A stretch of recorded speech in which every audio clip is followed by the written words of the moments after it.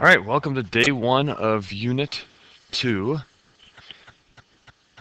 Keep in mind this will not be due, the homework will not be due until the morning of day 2.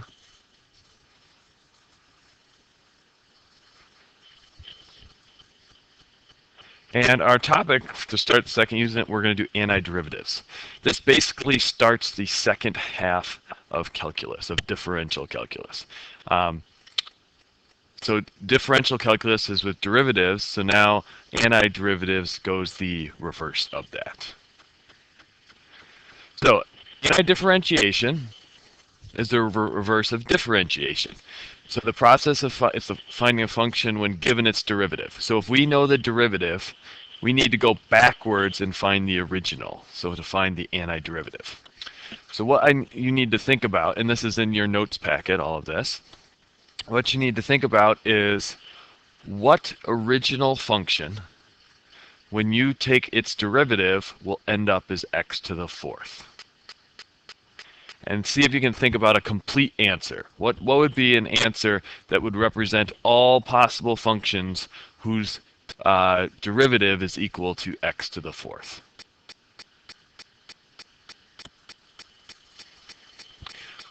Well, we know with our derivative, the exponent always comes out in front and goes down one. So whatever thing's derivative is x to the fourth, it must have an x to the fifth to start out. But if we took the derivative of x to the fifth, that would be 5x to the fourth. So we don't want the 5 out front. So that means there must have been a 1/5 out front to wipe out the 5. Now if we do 5 times 1/5, that is just 1, and we'll have x to the fourth. Okay, so it looks like that works. Is this an example of all possible things whose derivative is x to the fourth? Are there any other functions that could have their derivative also be x to the fourth? But what if we had 1/5 x to the fifth plus 7? The 1/5 x to the fifth, we know its derivative is x to the fourth, and then the 7 is a constant, so its derivative is just 0. So that actually would work as well. It could be 1/5 x to the fifth plus 9, 1/5 x to the fifth minus 2. So all of those would work. So we need to think of a way to notate all of those at the same time. And the notation we usually use is we do a plus c on the end, where c represents any possible constant, because we know the derivative of that constant will be 0 and will end up going away. So this would be our antiderivative of x to the fourth. So let's see if we can apply this idea now and see if you can think about what would the antiderivative be of 8x squared. So in other words, what thing's derivative is 8x squared? And we want a complete answer just like before.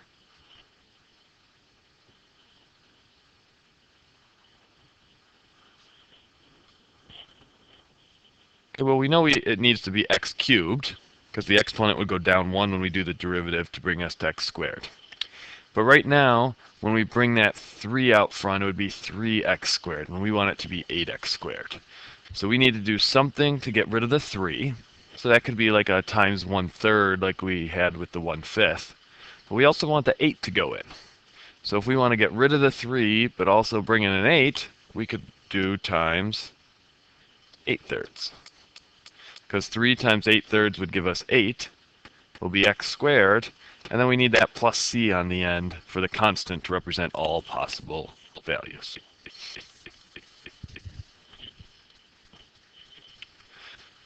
So now our general rule, if we had k times x to the n, our antiderivative, the exponent's always going up 1, so we'll have n plus 1 here. Well, let's look back. Notice the coefficient, the original coefficient of the thing we were taking the antiderivative of, got divided by the new exponent. The first one we got divided by 5. The second one we got divided by 3. So here our coefficient k is just going to get divided by n plus 1. And the reason for that is so that when you do the derivative, the n plus 1 gets divided by the n plus 1 and they end up going away. And then we would need our plus c on the end for our constant.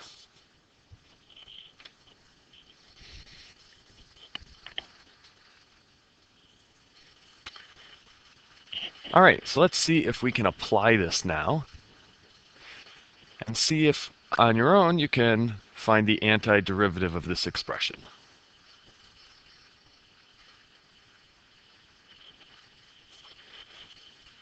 So it might be helpful to rewrite and think of this as 3x to the 1/2 plus x squared minus 4. So if our exponent goes up 1, we will now have 3/2 as our new exponent. So we need to divide the 3 out front by 3/2. If you divide by a fraction, it's the same as multiplying by its reciprocal. So really, we'll end up having times 2/3 out front. Well, 2/3 times 3 is just a 2.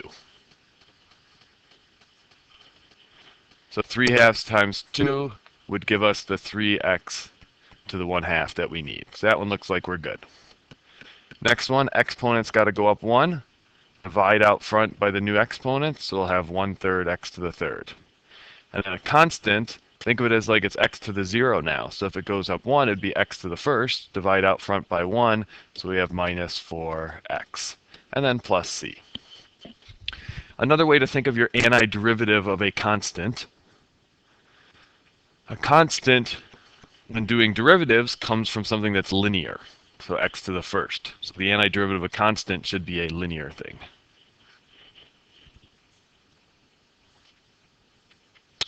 All right, here's your next one to try. We'll give you a little bit of time. See if you can find the antiderivative of this expression.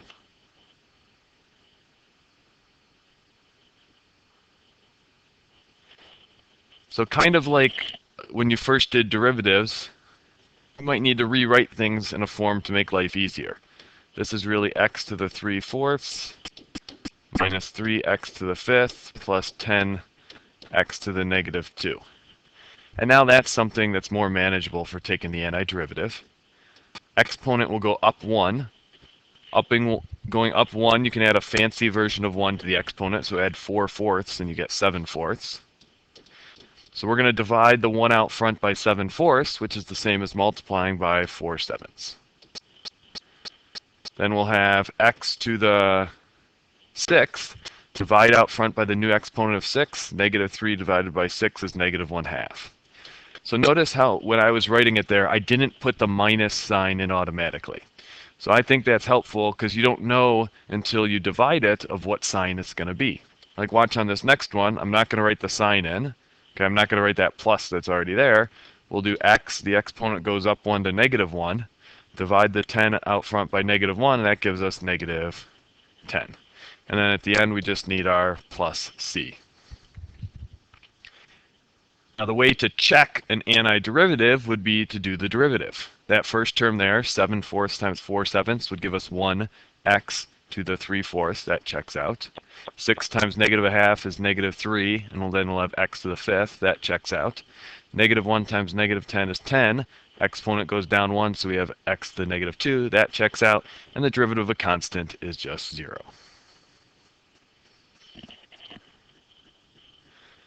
All right, so we're going to find the antiderivative of this one. We could rewrite it as x to the negative 1. Exponent goes up 1, so we'll have x to the 0, and then 1 divided by 0 out front.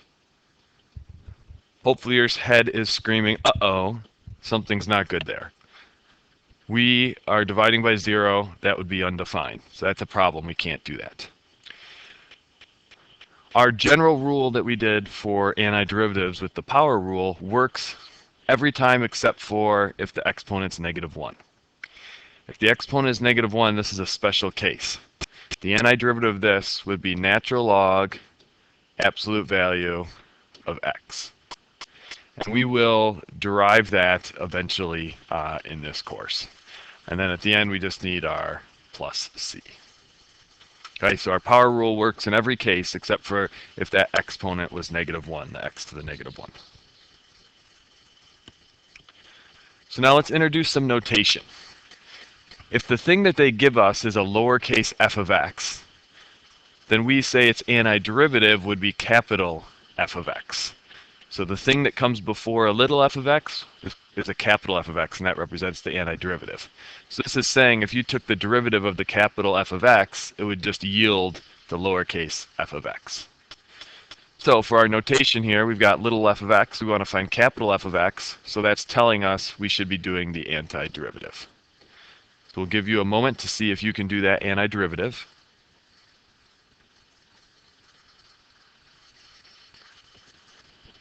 So let's list our derivative sequence for sines and coses. You have sine, cos, negative sine, negative cos. So going down is our derivatives, meaning going up would be our antiderivatives.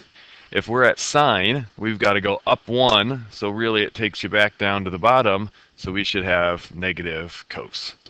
So we'll have negative cos x. Antiderivative of a constant is something linear, so plus 5x. And you got the plus c at the end.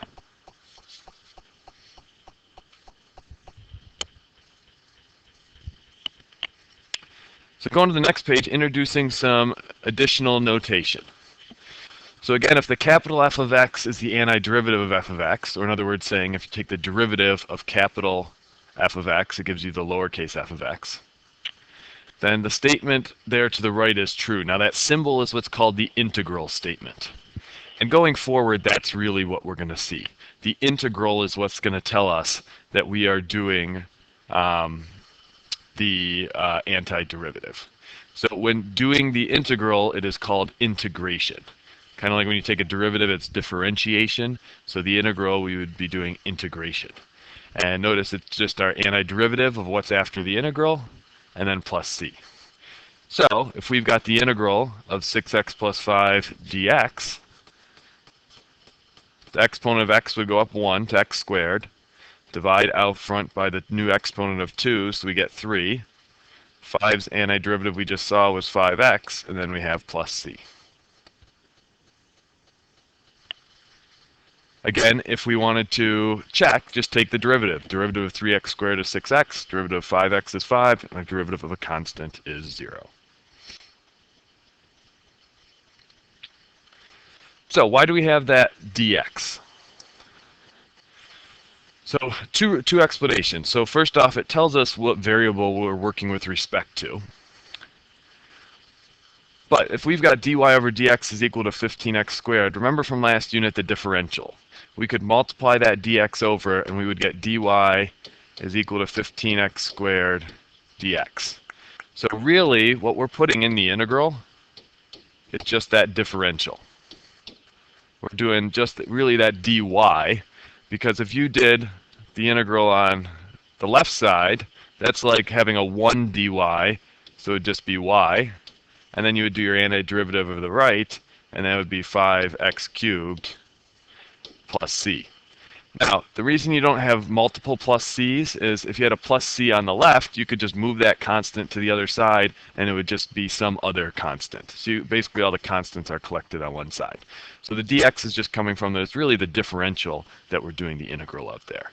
So exponent goes up 1 to give us x cubed. Divide out front by 3, we have 5. And don't forget your plus c.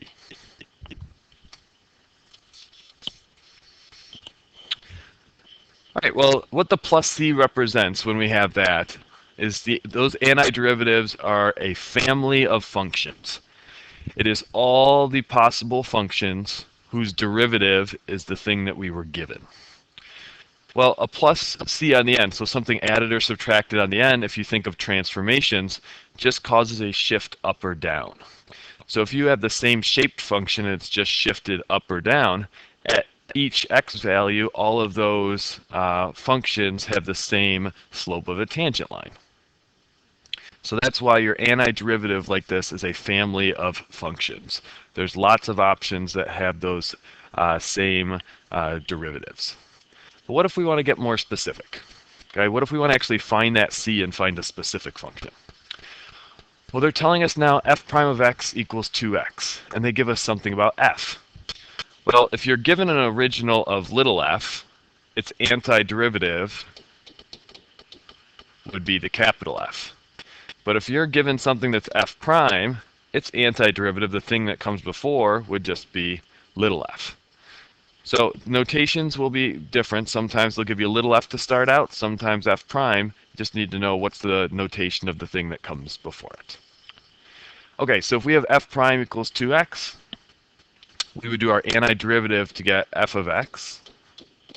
New exponent would be a 2. Divide out front by 2. We just have x squared, and we have the plus c on the end. Well, what that additional point is allowing us to do is to find the actual specific value of c for this function. So because when you have the general plus c on the end, it could be shifted up or down anywhere, knowing one point can allow us to pinpoint which of those possible functions we are actually dealing with. So f of 1 equals 5, so we'll put 5 over for the f of x, and we'll have 1 squared plus c. So we'll just end up getting that c is equal to 4. So our actual specific function of f of x is just x squared plus 4. And essentially this is two things. It's a function whose derivative is 2x, and a function who also will pass through the point 1 comma 5.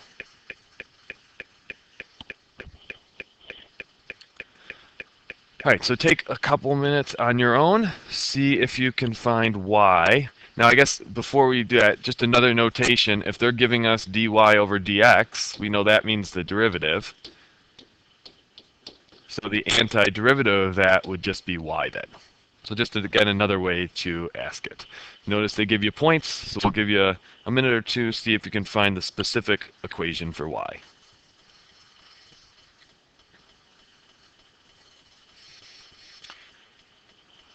So we'll have y equals, the new exponent will be 3. Divide out front by 3 and you just get 1. Negative 1 is a constant. Its antiderivative should be linear. So we have negative x, and then we have plus c. And to resolve our value of c, fill in your y and x value. So this will be 8 minus 2, or in other words, 6. And c will equal negative 1. So really, we end up getting the specific equation of x cubed minus x minus 1. And that's an equation whose derivative is 3x squared minus 1 and also passes through the point 2,5.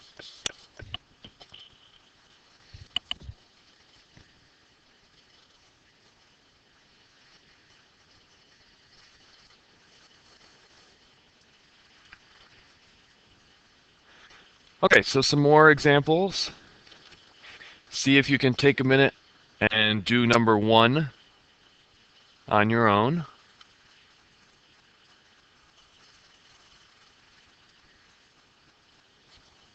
So you probably wanted to rewrite this as 5x to the 1/2 minus 4x to the negative 2.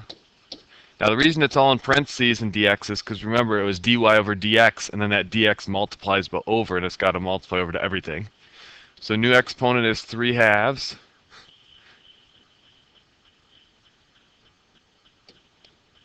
Divide out front by 3/2, which is the same as multiplying by 2/3. So we'll have 10/3 x to the 3/2. New exponent will be negative 1. Divide out front by negative 1, and you get a plus 4. And then you got the plus c on the end. All right, let's get a little more challenging. See if you can take a minute and do the next antiderivative.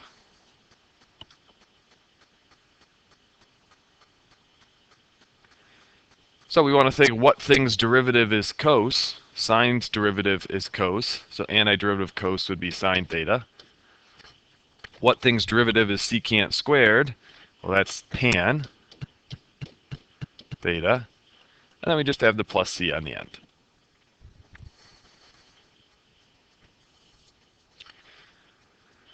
All right, trig functions being squared. Cos squared plus sine squared. Well, what is cos squared's antiderivative?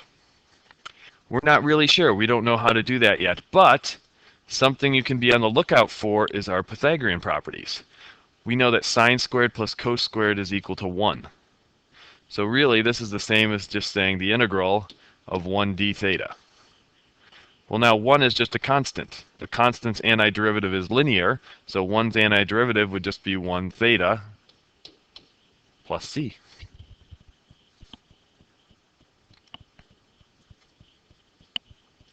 Moving down to the bottom, we'll go through our trig ones that we know how to work with so far. So again, I like to write the sequence of derivatives for the sines and coses, meaning antiderivatives, we're going upwards. So sine's derivative should be negative cos x plus c, or antiderivative, sorry. Coses, if we're going up, is just sine x plus c.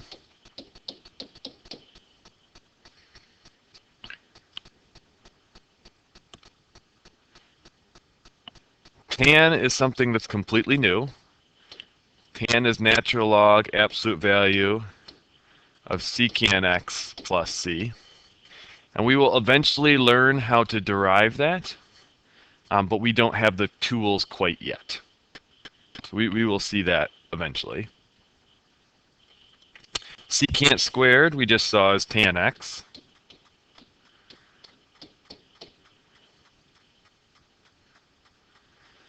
Secant tan is the derivative of secant, so its antiderivative is secant x plus c.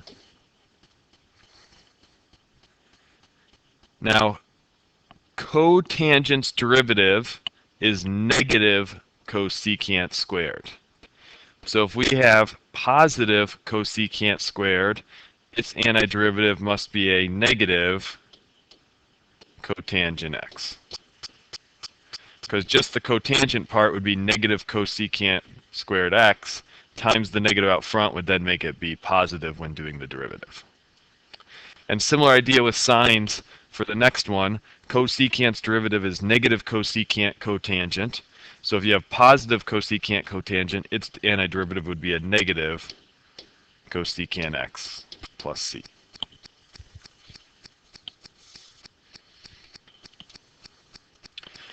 All right, going to our last page of notes for today, our Pythagorean identities. We talked about that sine squared x plus cos squared x equals 1. Well, we could get the others, remember, by just dividing by either sine squared x or cos squared x.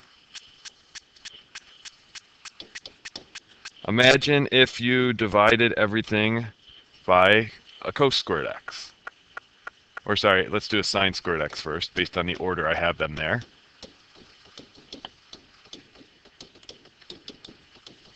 A sine squared x divided by sine squared x is 1. A cos over a sine is a cotangent, so we have cotangent squared x there. And then a 1 over a sine is a cosecant. So that's why I have the cosecant squared x. That's where this one comes from. And if we divided that original Pythagorean property, if we divided them all by cos squared x, sine over cos is a tan, cos squared over cos squared is 1, and 1 over cos squared would give us secant squared. So keep in mind we have those things in our toolbox that we can use. So if you're stuck and you've got squared trig values, be on the lookout for using your Pythagorean properties to make it easier. All right, so if we want to do this integral, now the reason it's called an indefinite integral, we will eventually see integrals that will have number values on the integral. So we'll have like 1, 7 or something like that. So any ones that don't have numbers on it we'll refer to them as indefinite integrals. And those indefinite integrals are the ones that will have the plus c's on the end. So if we look at this, we can handle 7. 7's antiderivative would just be 7 theta. Now cotangent squared, if we look back to our list of trig ones, cotangent squared is not something we have the antiderivative of. But if we look in our list, cotangent squared is the same as cosecant squared x minus 1. And then if we do that, we have something for cosecant squared. So we can rewrite this as the integral of 7 plus 7 times cosecant squared x, or theta, sorry, minus 1 d theta. So this will really be the integral of 7 plus 7 cosecant squared theta minus 7 d theta. Well, the 7 minus 7, those wipe out, so we really just have the integral of 7 cosecant squared theta d theta. And now we're ready to do the antiderivative. Okay, the constants you can just ignore for a second. Cosecant squared's derivative will just be negative cotangent, and then we'll bring the 7 back in. So we'll have minus 7 cotangent theta plus c. So if you've got an integral and you've got squared trig functions, if it's not one that we know how to work with, like a secant squared, cosecant squared, try doing your Pythagorean properties. Okay, so we don't have an antiderivative for sine squared at this point, so let's look for Pythagorean properties. This is really just one. A sine squared over a cos squared is a tan squared. So we can rewrite this as 1 plus tan squared theta d theta. So that's great, we can handle the 1, but we still can't handle the tan squared. So 1 plus tan squared, if we go to our Pythagorean properties, is the same as a secant squared. So this is just going to become the integral of secant squared theta d theta. And then secant squared theta is something's derivative that we know of. Secant squared is just the derivative of tan, so this ends up as tan theta plus c. Okay, so again, just remember you have those Pythagorean properties as tools to use. That's it for day 1. Have a great rest of your day.